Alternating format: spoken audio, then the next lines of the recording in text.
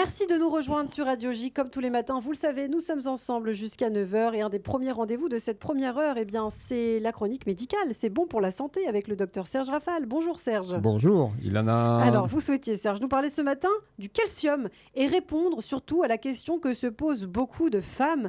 Faut-il se supplémenter et comment ? En effet, Ilana, cette question nous est régulièrement posée en consultation, surtout par des dames confrontées à l'ostéoporose, dont le traitement repose précisément le plus souvent sur l'apport de calcium et de vitamine D. Alors, quel est le rôle du calcium dans l'organisme ? C'est le sel minéral le plus abondant puisque le corps humain en contient plus d'1 kilo, principalement dans le squelette et les dents, dont il assure la croissance, la solidité, le renouvellement.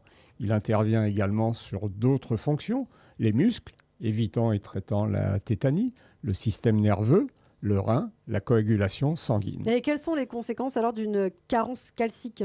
Alors, elle est due le plus souvent à un manque d'apport ou à un déficit en vitamine D. Elle entraîne des symptômes d'hyperexcitabilité neuromusculaire, des fourmillements, des contractures musculaires lors des carences modérées, ou bien le rachitisme, un retard de croissance, une décalcification, voire l'ostéoporose, lors des carences plus importantes. Alors ça, c'est pour les carences et les conséquences d'un excès. Alors, une hypercalcémie entraîne un besoin fréquent d'uriner, une perte d'appétit ou des troubles digestifs mineurs, une faiblesse musculaire, des palpitations, un risque de calculs rénaux. Elle doit toujours faire rechercher une maladie sous-jacente.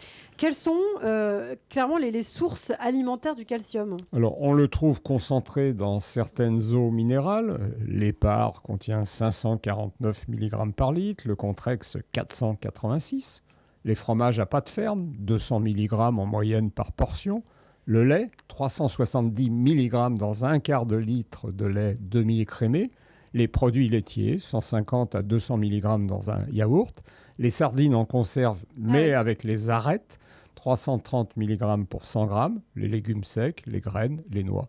Il est donc essentiel d'intégrer plusieurs de ces aliments dans une alimentation équilibrée. Et à quelle dose et sous quelle forme les compléments de calcium ? Les besoins se situent autour de 500 mg pour un nourrisson, 800 mg pour un adulte, 1,2 g pour un adolescent ou une femme ménopausée, 1,5 g pour une personne âgée. Le calcium est commercialisé sous forme de différents sels, carbonate, chlorure, lactate, phosphate. Au dosage, c'est 500 mg en moyenne.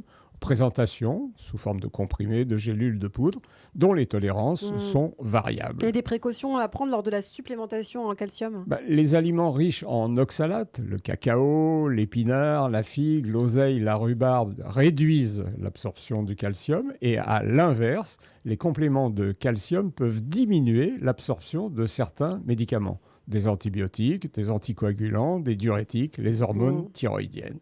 Alors, faut-il se supplémenter en calcium et comment ce qu'on peut dire en conclusion, Serge ?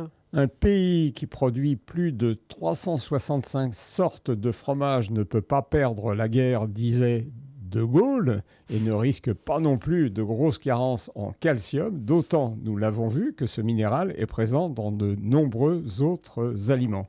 Je ne dirais pas la même chose de la vitamine D, dont la supplémentation est indispensable les mois froids et même plus chez la majorité des dames qui me posent la question à l'origine de cette rubrique. Eh bien, merci beaucoup Serge Rafal, le docteur de Radio J, le docteur qu'on retrouve au quotidien, vous le savez, tous les matins dans le 6-9 de l'info et puis également en podcast sur notre site internet radioj.fr et en vidéo si vous souhaitez nous voir sur notre chaîne YouTube. Merci Serge, à bientôt. À bientôt Ilana.